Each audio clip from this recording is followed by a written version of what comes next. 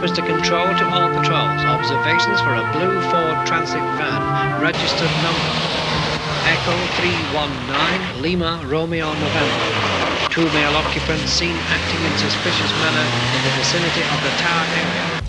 Come on, is this as fast as you can go? We're going to be late. I can't go any faster, can I?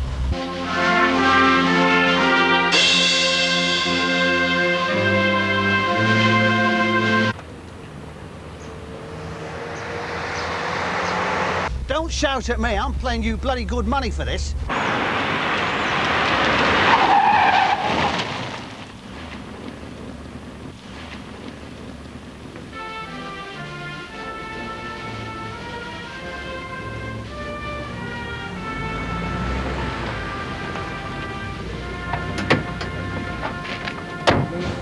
You took your bleeding time, didn't you?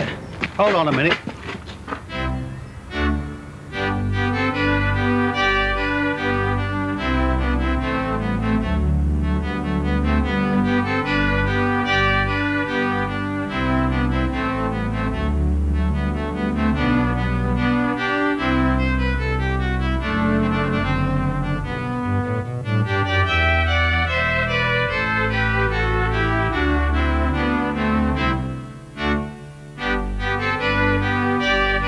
The British Crown Jewels are among the most magnificent in Europe. Steeped in a history that's both romantic and tragic, this splendid collection has never failed to fascinate.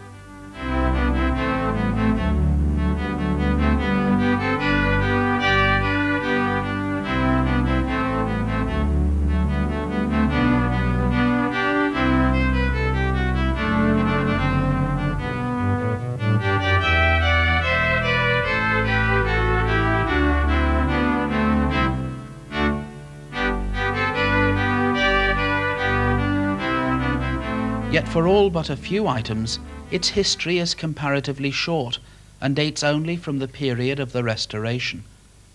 For Oliver Cromwell, keen to rid the nation of all trappings of royalty, declared that the crown jewels be broken up and melted down or sold. After the restoration of Charles II, the royal goldsmith, Sir Robert Vyner, was commissioned to provide a completely new regalia.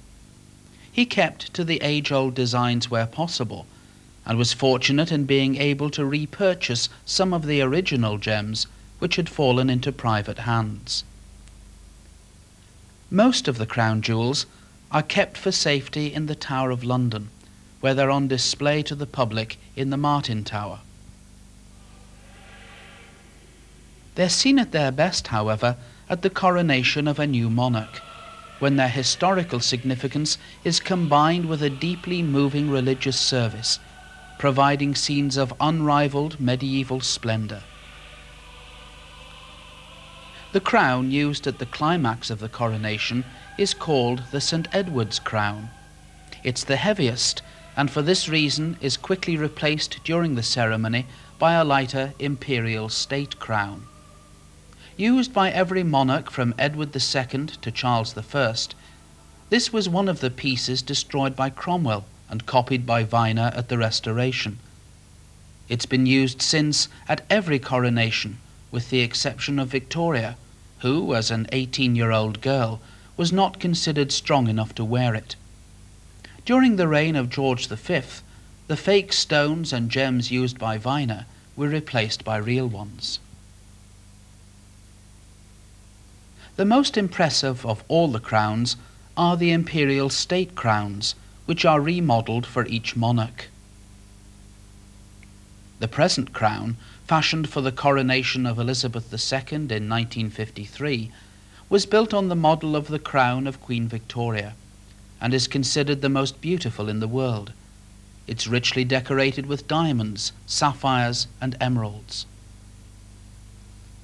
On the front is seated the second largest section of the Cullinan diamond, the Star of Africa. At the rear is the great sapphire bequeathed by the last of the Stuarts to George III. And from the 4 points at the intersections of the arches hang the egg-shaped pearls said to have been the earrings of Elizabeth I. Nor is that all, for in this same crown are two other gems which are steeped in history. The most prominent is the Black Prince's ruby, which is set on the central panel of the crown. Murder, glory, and tragedy all play their part in the history of this stone. It probably originated in the Orient, but by the 14th century had ended up in the hands of the Moorish king of Granada. He unwisely decided to visit the King of Castile, one Peter the Cruel. He should have known better, for he and his retinue were promptly put to the sword and the jewels stolen. Later, Peter had troubles of his own and had to call upon the Black Prince to put down an uprising. As a reward, he gave him the ruby, which then became part of the British crown jewels.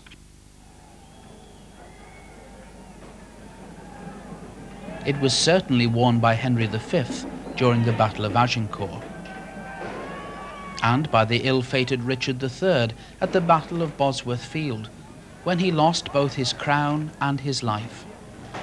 The crown and the ruby were retrieved from a hawthorn bush by supporters of the Earl of Richmond, who used it to declare himself Henry VII, the first Tudor king.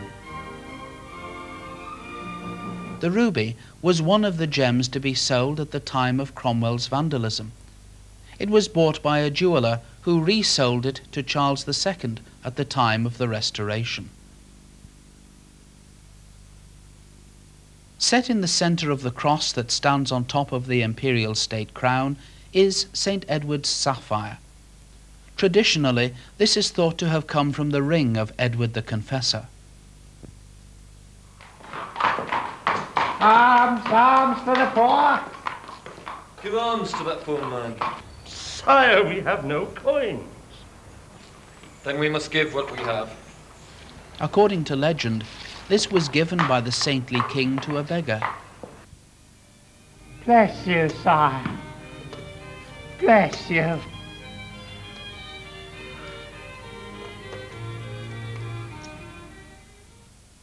Many years later, two pilgrims from the Holy Land returned the ring, which had been given to them by an old man with instructions to return it to England. According to the travellers, the old man had claimed to be St. John, who, in the guise of a beggar, had received the ring from a king. He was so impressed by the king's generosity that he promised him a place in paradise. When Edward died in 1066, the ring was buried with him on his finger, only to be recovered 200 years later when his coffin was opened. The ring was removed by the Abbot of Westminster and has been part of the crown jewels ever since. Monarchs, in common with most of us, have always been fascinated by diamonds, and the collection contains two of the finest diamonds in the world. The Cullinan diamond was the largest diamond ever found and weighed 3,601 carats. Named originally after Sir Thomas Cullinan, it's now better known as the Star of Africa.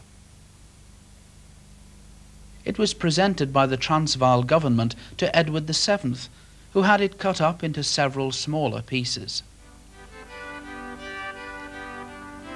The largest section is mounted below the cross and orb in the sceptre, which is given to the monarch as a symbol of earthly power and a sign of authority. The second largest section is below the Black Prince's ruby on the imperial state crown. As with the Black Prince's ruby, murder, intrigue, and blood loom large in the history of the Koh-i-Noor, which means Mountain of Light. During the 400 years in which it was owned by the great Moguls, many of its owners met a violent and gory death. Finally, it ended up in the hands of the East India Company, who presented it to Queen Victoria. She was not amused by its lack of sparkle. To rectify this, she had it cut from 186 to 109 carats, to give it more regularity and lustre. Since then, it has only been worn by queens, for legend has it that the Koh-i-Noor brings good luck to any woman who wears it, but ill fortune to any man. Well, they originally came from India. Then later on they were found in Brazil. And since then, of course, South Africa, Angola, and places throughout Africa in general. It takes 300 tons of earth to recover 1 carat of diamonds, so there's an awful lot of movement of earth involved and an awful lot of expensive equipment.